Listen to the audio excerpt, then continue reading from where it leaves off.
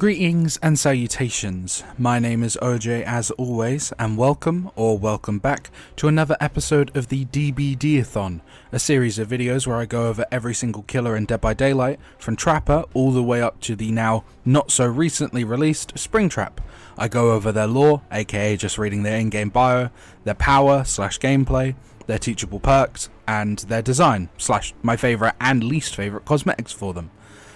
Like, comment and subscribe if you enjoy the rest of this video, if you feel so inclined, no pressure.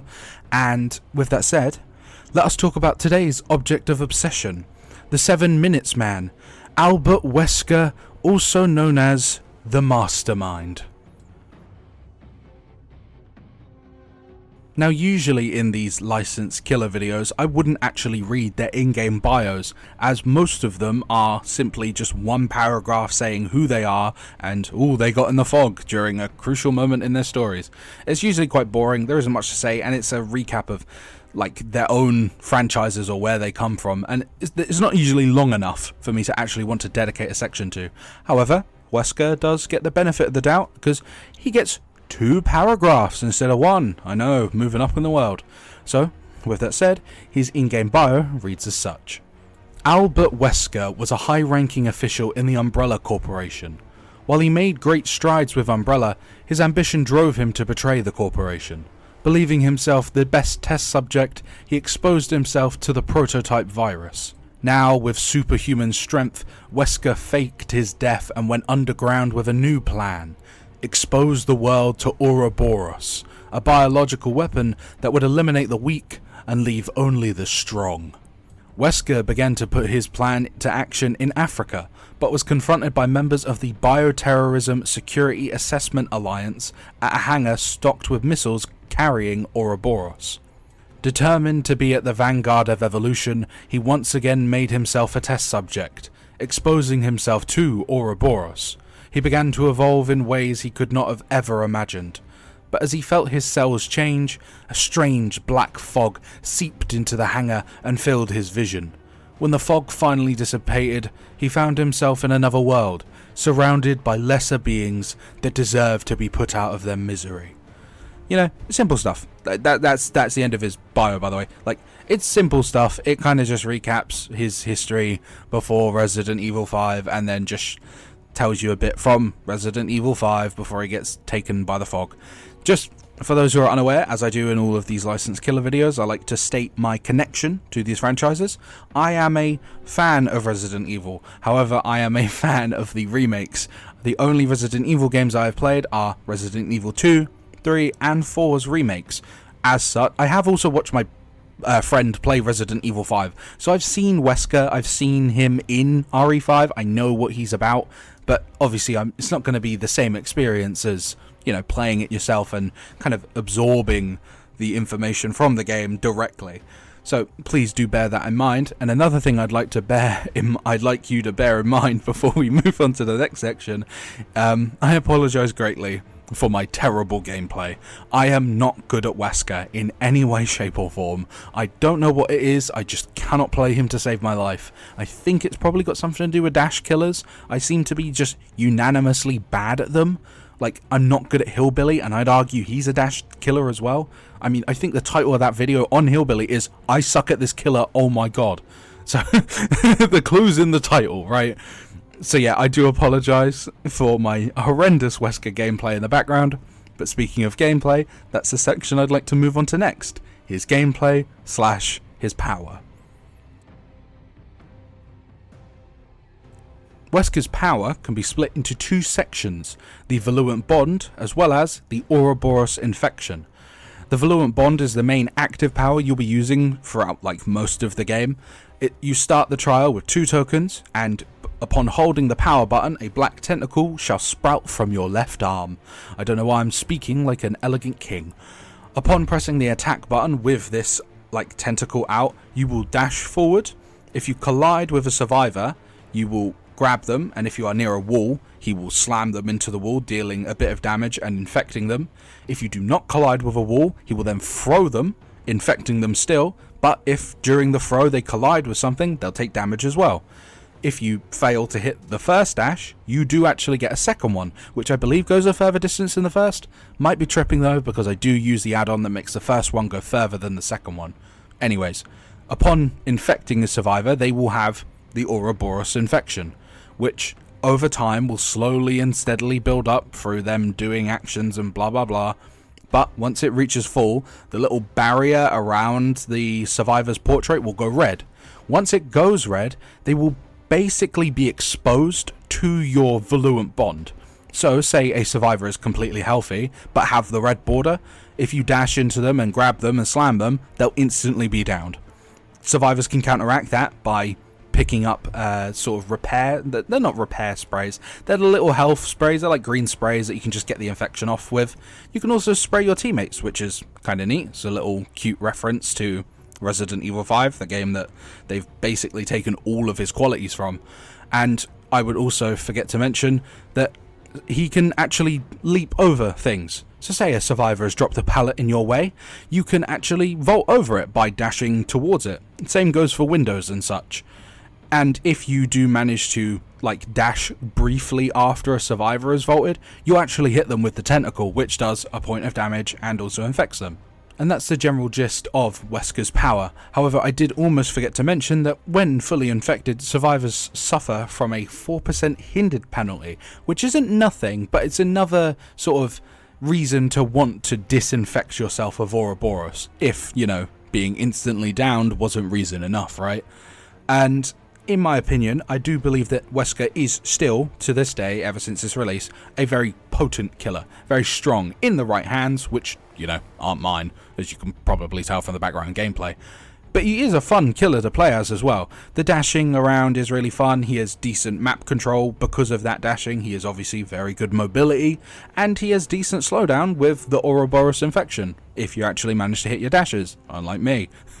However, one thing I would like to mention is that there is a odd disparity between how Wesker was adapted into Dead by Daylight and his companion Nemesis was adapted into Dead by Daylight. If you want me to go on more of a ramble about Nemesis, I suggest go watching my video on him, because I go into heavy detail how his adaptation is arguably the worst one in the game. Like, from original game to Dead by Daylight, I would argue Nemesis is the worst adapted killer in the game.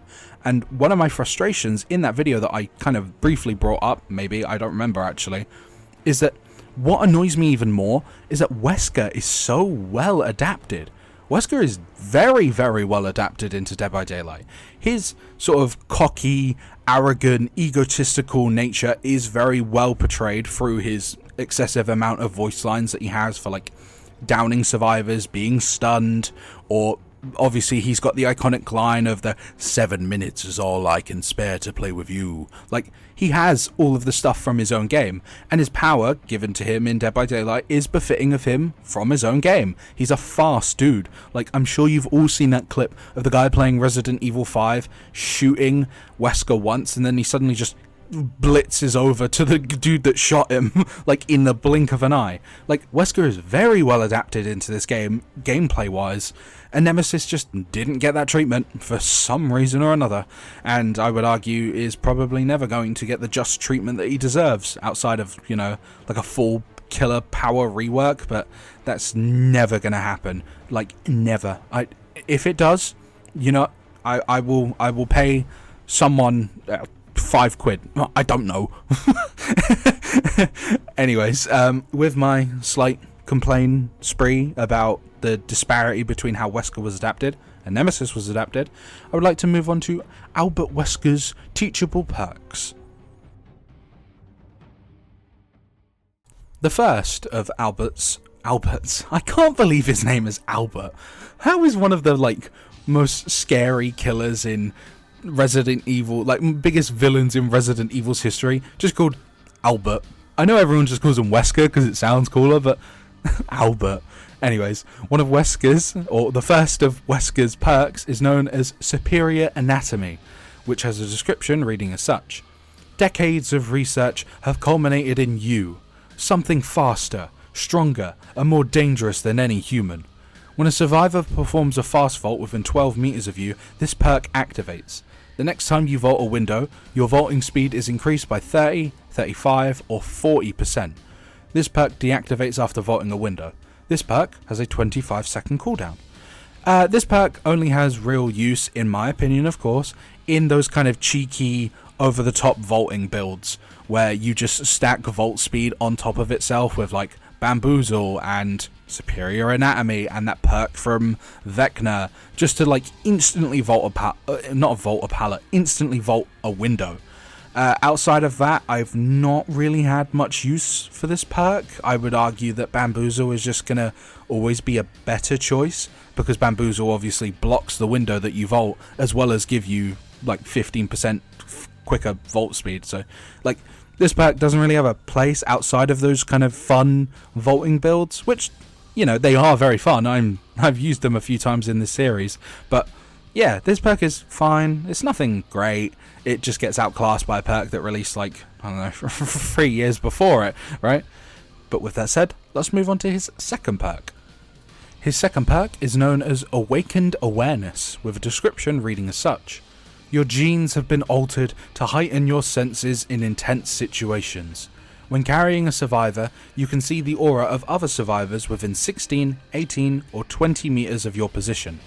This perk is very niche as well. Weirdly, that he has 2 niche perks. Weirdly? That's not a real word. Well, no, it is a word, but not in the right situation. The only use this perk has ever had, for me, personally, is in, you know, the Mad Grip build. It's the Mad Grip build, where you carry a survivor and you just swing. You just swing hundreds of times over because of Mad Grit.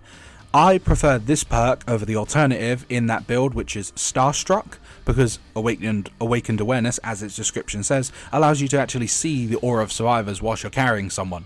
So in that theoretical build that I am telling you of, you will hold the survivor on your shoulder, they'll be stuck there because of iron grip, and you'll just be seeing every survivor with your aura reading, and you just walk up to them, just slash, slash, slash, slash until you cannot slash no more, until the survivor is dropped off of your shoulder, or you hook them. Outside of that build, this perk doesn't really have any other uses. There's much better aura reading perks just across the board, and yeah, this perk's just not very good outside of the cheeky Mad Grip build. But again, Mad Grip build is kind of niche and very kind of finicky. Sometimes it works, as it did in like my pig video, and other times it won't. But with that said, let's move on to his third perk. Said third perk is known as Terminus, with a description reading as such. You are a brilliant tactician who prepares for every eventuality. When the exit gates are powered, this perk activates. While Terminus is active, injured, downed and hooked survivors are inflicted with the broken status effect until the exit gates are open. When the exit gates are open, survivors will stay broken for an additional 35, 40 or 45 seconds. Broken prevents survivors from being healed. This perk is odd. It's kind of an odd perk. It's a perk that doesn't really serve much of a use, because obviously it only activates in the endgame once all thingies are powered, but it's a question of why would you use this perk over, say, Noed? Noed, for those unaware, exposes every single survivor in the endgame and gives you a small haste boost. That kind of it's just a better version of this perk, right? Noed is just better than Terminus on multiple different occasions. Obviously, Noed is under the circumstances of being a Hex perk, which means it can be removed from the match. But at that later stage in the game, I've never actually really have seen Noed get removed outside of, you know, if you're running an endgame build and the survivors are literally locked in there with you, which is where I could actually see Terminus being a better choice, because if they are locked in there with you for, you know, a long amount of time, you can actually get a lot of value from the fact that they're broken, the fact that they cannot heal themselves to reset before the exit gates are powered. So it does have its uses.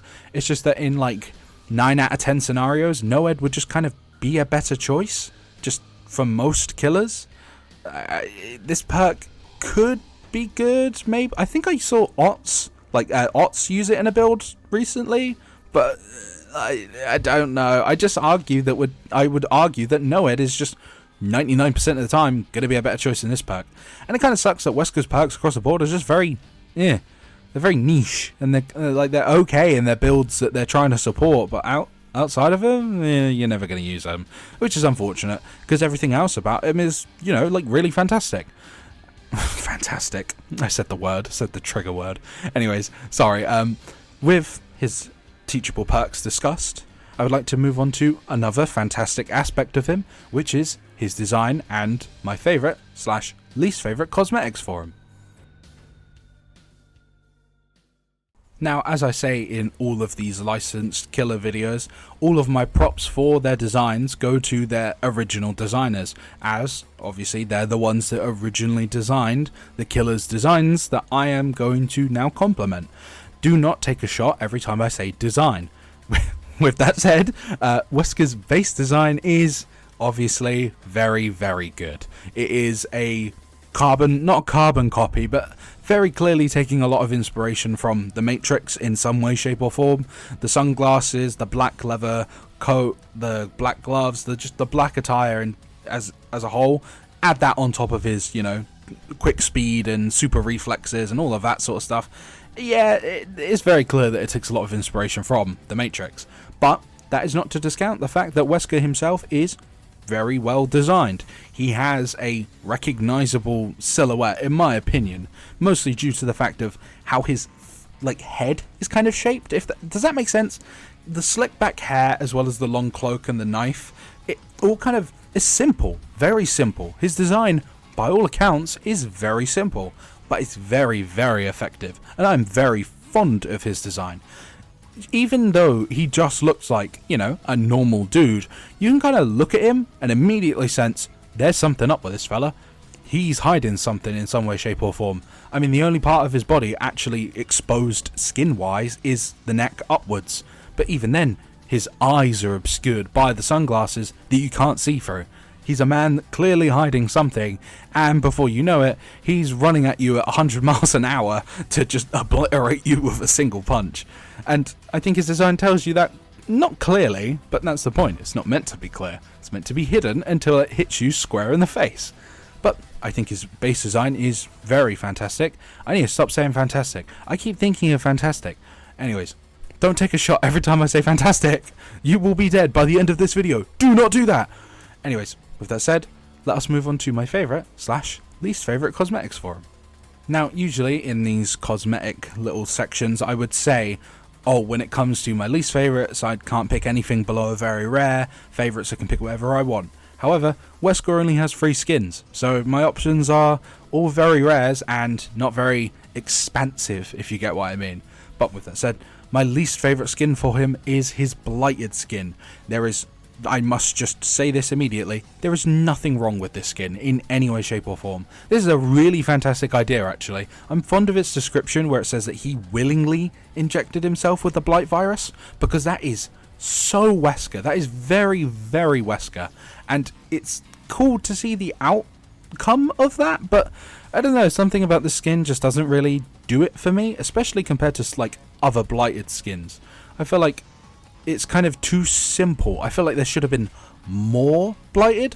I think it would have been cool if his face was kind of messed up in some way, shape or form, because he clearly takes quite a lot of pride in his appearance. So to have his handsome, rugged face be ruined by sort of Blighted exposure, or I don't know, maybe have that thing where the cheek is missing, so you can kind of see his teeth or something. I don't know. Something about the skin just feels like it's missing something, and I couldn't tell you what. But doesn't mean it's bad in any way, shape or form. As I said, I think it's actually really good skin, and quite a cool idea that it was him who injected himself and not, the Blight before he became the Blight, Anyways, with that said, let's move on to my favourite skin. Said favourite skin is his design from the Resident Evil 4 remake. This is personal choice, of course, and this is what all of these videos are. Personal pieces on how I feel and like these killers in question. And because I have obviously played the Resident Evil 4 remake and was very, very fond of it, I am obviously going to be a bit more attached to Wesker's design in Resident Evil 4's remake. I don't know what it is, but something about the simplicity of his outfit just really clicks with me. I mean, it's literally just a suit vest, suit trousers, and a buttoned up blue shirt. That's all it is. But you know what? I think that really works on him. I don't know why I like this skin so much. It is probably the simplicity of it, but it's also got to do with my emotional attachment to Resident Evil 4's remake. I really, really like that game, and you know, whilst I have you here, because I've just realised that, you know, this video isn't very long. Usually these videos go up to like 25 minutes before I come to the end of it, but this is basically the end of it, right? So I'm going to yap a little bit, if you don't mind, of course, because I'm just going to say the reason why this video might be short is because I don't really have much to say on Wesker. What can be said about him that hasn't already been said hundreds of times over? He's fantastic. He's great. He's perfect. He's a very, very good adaptation from his original source material to Dead by Daylight. His gameplay is fun, his perks are mediocre, and his design is great. And what more can be said?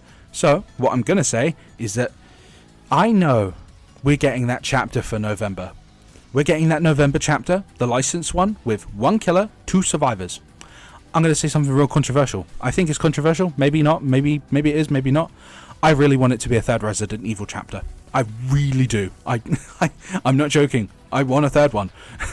As nice as it would be to have like a new franchise in the game, I can't really think of any that have 2 survivor slots that are worthy.